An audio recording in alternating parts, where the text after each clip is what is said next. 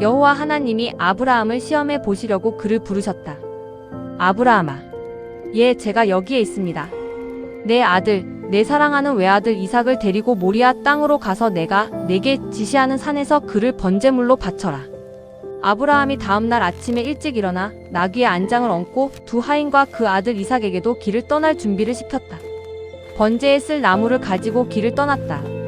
3일째 되던 날 아브라함이 눈을 들어 멀리 모리아산을 바라보며 하인에게 말했다. 너희는 나귀와 함께 여기에서 기다려라.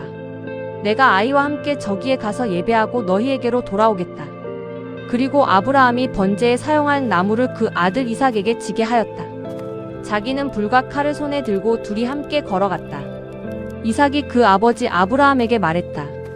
아버지. 아브라함이 대답했다. 내 아들아, 내가 여기 있노라. 이삭이 말했다. 불과 나무는 있는데 번제로 드릴 어린 양은 어디 있나요? 이삭의 물음에 아브라함이 말했다. 내 아들아, 번제할 어린 양은 하나님이 자기를 위하여 친히 준비하시리라.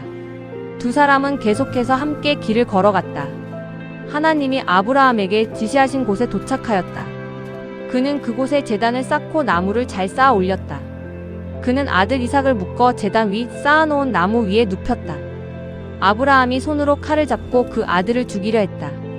여호와의 사자가 하늘에서부터 아브라함을 불렀다. 아브라함아, 아브라함아. 그가 대답했다. 제가 여기 있습니다. 사자가 말했다. 그 아이에게 손대지 마라. 내가 내 아들 내 외아들까지도 내게 아끼지 않았으니 내가 이제야 내가 하나님을 경외하는 줄을 알았노라. 아브라함이 눈을 들어 살펴보니 수양 한 마리가 뿌리 수풀에 걸려 꼼짝 못하고 있었다. 아브라함이 가서 그 양을 가져다가 아들을 대신하여 번제로 드렸다. 아브라함이 그 땅의 이름을 여호와 이레라 불렀다. 오늘까지도 사람들이 여호와의 산에서 준비될 것이다 라는 말을 한다. 여호와의 사자가 하늘에서부터 두 번째로 아브라함을 불러서 말했다. 여호와께서 말씀하셨다. 내가 친히 맹세한다.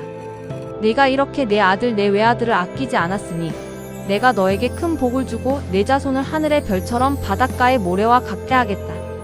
내 자손이 원수들의 성문을 차지할 것이다. 또 네가 내 말에 순종했으므로 내 자손을 통해 이 땅의 모든 민족들이 복을 받을 것이다.